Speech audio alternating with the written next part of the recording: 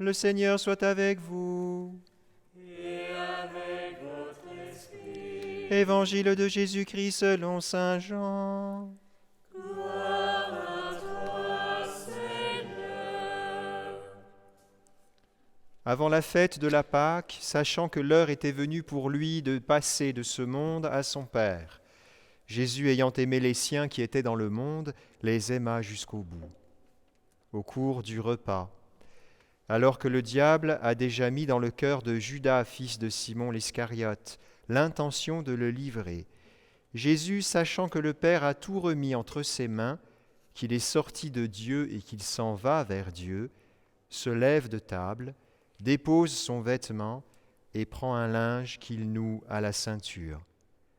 Puis il verse de l'eau dans un bassin. Alors il se mit à laver les pieds des disciples et à les essuyer avec le linge qu'il avait à la ceinture. Il arrive donc à Simon-Pierre, qui lui dit « C'est toi, Seigneur, qui me laves les pieds ?» Jésus lui répondit « Ce que je veux faire, tu ne le sais pas maintenant, plus tard tu comprendras. » Pierre lui dit « Tu ne me laveras pas les pieds, non, jamais. » Jésus lui répondit « Si je ne te lave pas, tu n'auras pas de part avec moi. » Simon-Pierre lui dit « Alors Seigneur, pas seulement les pieds, mais aussi les mains et la tête. » Jésus lui dit « Quand on vient de prendre un bain, on n'a pas besoin de se laver, sinon les pieds. On est pur tout entier. Vous-même, vous êtes purs, mais non pas tous. » Il savait bien qui allait le livrer, et c'est pourquoi il disait « Vous n'êtes pas tous purs. » Quand il leur eut lavé les pieds, il reprit son vêtement, se remit à table et leur dit « Comprenez-vous ce que je viens de faire pour vous ? Vous m'appelez Maître et Seigneur, et vous avez raison, car vraiment je le suis. Si donc moi, le Seigneur et le Maître, je vous ai lavé les pieds, vous aussi, vous devez vous laver les pieds les uns aux autres. C'est un exemple que je vous ai donné, afin que vous fassiez vous aussi comme j'ai fait pour vous. » Acclamons la parole de Dieu. Louange à toi, Seigneur Jésus.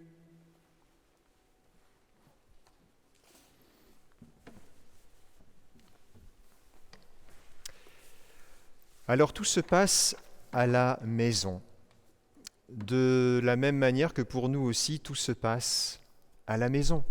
Et dans cette liturgie, et nous le voyons dans ces scènes que nous venons d'entendre, eh bien, tout se fait dans le régime domestique. Le livre de l'Exode nous invite les Juifs de leur temps à célébrer la Pâque, chacun un agneau par famille ou par maison.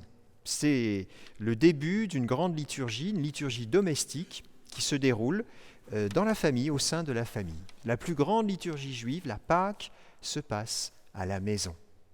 Et ce n'est pas surprenant que Jésus, lui aussi, pose un acte nouveau et fondateur en ce jour du jeudi saint, au cours du repas, de ce même repas de fête de la Pâque. Au cours d'un repas, rien de plus commun qu'un repas, rien de plus rassembleur, rien de plus trivial, et en même temps c'est quelque chose que tous nous vivons. Et peut-être est-ce pour nous, au début de ce triduum, un encouragement à vivre nos liturgies de manière domestique, puisque nous y sommes contraints, certainement, et c'est en même temps une occasion de découvrir comment le salut peut venir jusque dans notre maison. Peut-être que c'est un peu le chaos autour de vous, que le recueillement n'y est pas, qu'il y a des tas de perturbations qu'on n'a pas quand on est dans l'Église, et dans le même temps, nous savons que rien ne peut arrêter la grâce de Dieu. Notre bonne volonté est déjà une porte ouverte au salut que Dieu veut nous offrir de manière toute particulière pendant ces jours. Sachant que son heure était venue de passer vers son Père, Jésus ayant aimé les siens, il les aima jusqu'au bout. Alors, il s'agit du début ce soir, d'une heure nouvelle. Il s'agit d'une heure qui va durer 3 jours. C'est une longue heure. C'est une heure qui va se déployer pendant plusieurs jours avec patience, mais elle débute ce soir, cette heure. Cette heure, c'est le paroxysme, c'est le moment solennel de toute la mission du Christ. Tout se cristallise dans ces jours, dans cette heure. Et pour nous, ce soir, c'est le départ d'une grande liturgie qui va se poursuivre demain, qui va se continuer jusqu'au samedi soir tard dans la nuit. Ça commence sans fin jusqu'à samedi dans la nuit. C'est le grand triduum pascal, ces 3 grands jours qui n'en forment qu'un. Une seule et même liturgie en plusieurs étapes. Alors quelle est cette heure ? C'est l'heure de l'exaltation et en même temps l'heure de l'humiliation. Les deux sont intimement liés. Dans un même temps, dans une même heure, Jésus est exalté et profondément humilié. Jésus sait déjà l'abaissement par lequel il va passer. Il sait que c'est l'aboutissement de tout ce qu'il a entrepris depuis son début de son ministère. Et nous le voyons d'une manière toute particulière dans le psaume 115 que nous avons chanté. Vous savez que les psaumes sont attribués à David. Le roi David est l'auteur ou l'inspirateur de ces psaumes qui évoquent plein d'attitudes intérieures profondes, d'émotions. Et ces psaumes, Jésus les a lui aussi priés. Ces psaumes ont certainement aidé Jésus à découvrir quelle était sa mission. Ces psaumes ont aidé Jésus à découvrir le sens de son lien au Père. C'est certainement même les mots qu'il a utilisés pour parler à son Père, c'est-à-dire pour prier. Et nous savons, les psaumes, comme toute l'Écriture, eh bien Jésus les accomplit. Il accomplit toute l'Écriture, c'est-à-dire qu'il réalise tout ce que l'Écriture contient, et particulièrement les psaumes. Et c'est beau de voir combien les psaumes ont aidé Jésus à accomplir sa mission, et en même temps lui-même a accompli ce qu'ils disent. Eh bien, ces psaumes, nous allons les suivre pendant toute notre retraite de Triduum. Nous allons, à chaque office, prendre le temps de revenir sur l'un ou l'autre psaume. Souvent, on les passe un peu vite, on les écoute à moitié, puis on va prendre le temps pendant ces jours de nous arrêter à chaque office sur l'un ou l'autre psaume, parce qu'ils nous disent quelque chose du cœur de Jésus. Ils nous disent l'attitude certainement intérieure que l'Évangile révèle à sa manière. Le psaume, lui, le dit avec des mots. Comment rendrai-je au Seigneur tout le bien qu'il m'a fait ? J'élèverai la coupe du salut, j'invoquerai le nom du Seigneur. Je tiendrai mes promesses au Seigneur, oui, devant tout son peuple. Il en coûte au Seigneur de voir mourir les siens. Ne suis-je pas, Seigneur, ton serviteur, le fils de ta servante, moi dont tu brisas les chaînes ? Je t'offrirai le sacrifice d'action de grâce. J'invoquerai le nom du Seigneur. Je tiendrai mes promesses au Seigneur, oui, devant tout son peuple, à l'entrée de la maison du Seigneur, au milieu de Jérusalem. C'est le psaume 115, entre parenthèses 116b, si vous voulez le retrouver, le relire. C'est un psaume d'exaltation, c'est un psaume d'aboutissement, c'est un psaume d'action de grâce et en même temps d'offrande. C'est comme, d'une certaine manière, les paroles un peu de testament glorieux que Jésus nous offre dans ce psaume. Il élève la coupe du salut. Il offre le sacrifice d'action de grâce. Il invoque le nom du Seigneur. En même temps, il reconnaît qu'il est le serviteur, l'esclave même, dans le geste qu'il va poser tout à l'heure, on va en parler. Mais il garde dans son cœur les promesses qu'il a faites à son Père. On peut goûter dans ces psaumes à l'attitude même que Jésus a eue avec son propre Père. Il a certainement grandi dans une attitude de promesse, lui offrant de réaliser jour après jour sa mission.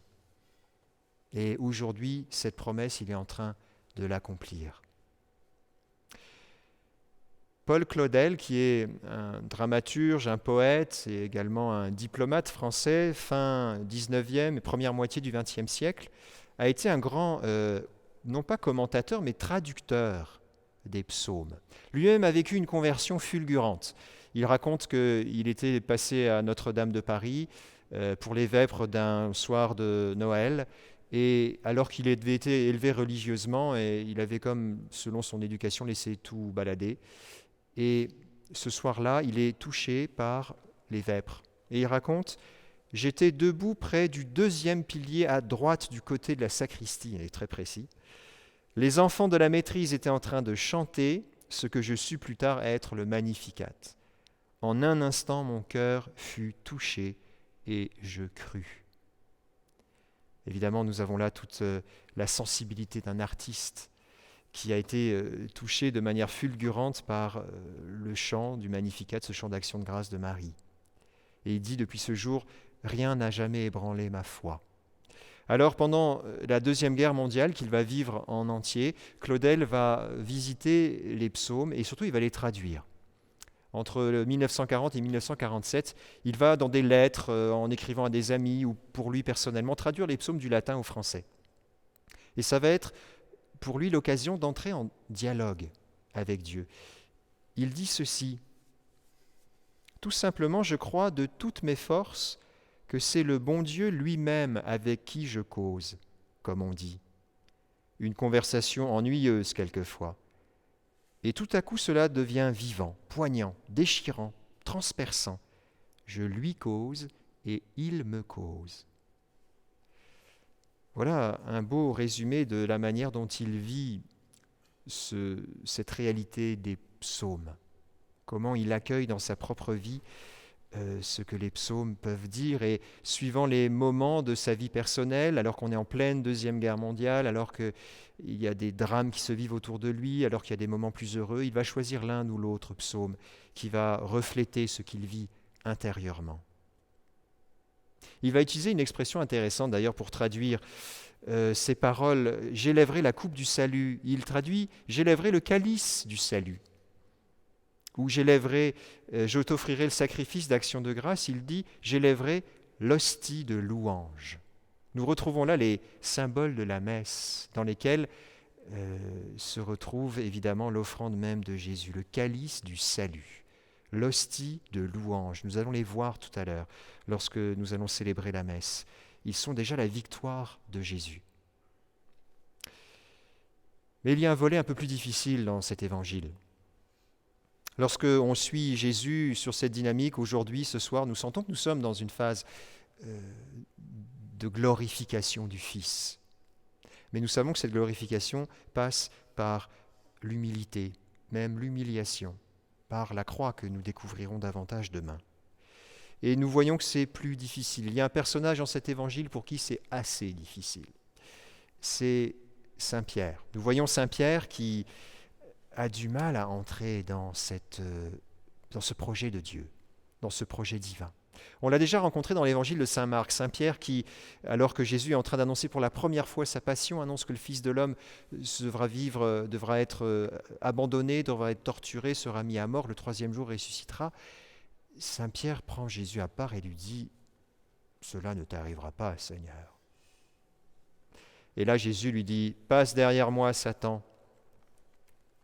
Tes vues ne sont pas celles de Dieu, elles sont celles des hommes. » Nous revoyons chez Saint Pierre cette difficulté à accueillir le salut par l'épreuve. La gloire, mais dans l'humiliation. Dans la mort même que certainement Saint Pierre pressent. Il voit toute cette hostilité qui se manifeste autour du Christ. Et donc il sait certainement vers quoi tout cela va aller. Et Saint Pierre a du mal à vivre dans ce rite que Jésus instaure ce soir, cet abaissement de son maître. Le lavement des pieds, c'est un rituel tout nouveau, du moins de la manière dont Jésus le fait. Jésus choisit de le faire au cours du repas. Ce n'est donc plus un geste seulement d'accueil, d'hospitalité ou d'hygiène, comme on le ferait en donnant du purel à des gens qui arrivent de l'extérieur et qui arrivent chez vous, comme on le fait en ce moment. Non, c'est au cours du repas. Et Jésus pose cet acte pour ses disciples. Le maître pose cet acte vis-à-vis de ses disciples, alors que les disciples ont l'habitude d'aider le maître, et même c'est une manière pour eux d'apprendre, en aidant le maître. Il s'agit donc d'un signe fort. Et Saint Pierre voit bien qu'il se passe quelque chose de nouveau et que plus qu'un geste de passage, c'est un signe nouveau, d'abaissement. Jésus fait à ses disciples, choisit de se mettre à la place du serviteur. On l'entendait déjà cette semaine. Jésus choisit de prendre la place de l'esclave. Judas a vendu Jésus pour 30 pièces d'argent. C'est le prix de la vie de l'esclave. Jésus choisit de prendre cette condition, la plus basse, voire la plus inhumaine de l'homme, celle de l'esclave et du serviteur. Nous le disions dimanche des Rameaux, Saint Paul, dans cette belle hymne aux Philippiens, lui qui était de condition divine, ne retint pas le rang qu'il égalait à Dieu, il s'anéantit lui-même, prenant la condition d'esclave, de serviteur. Saint Pierre a du mal à entrer dans cette descente. Et nous avons certainement, nous aussi, dans notre humanité, une difficulté à entrer dans cette humiliation. Pourtant, il y a une invitation de Jésus. Jésus invite Pierre à avoir part avec lui. Si je ne te lave pas, tu n'auras pas de part avec moi. Il ne s'agit donc pas de vivre l'humiliation pour l'humiliation, l'abaissement pour l'abaissement. Il s'agit d'avoir part avec Jésus. Autrement dit, d'être avec lui, de rester avec lui, de rester attaché à lui. Cela va convertir le cœur de Pierre. Pierre va être capable de vivre cet abaissement parce que Jésus l'y conduit. Même si on pense bien qu'il n'a pas encore tout compris, puisque Jésus annonce déjà le reniement.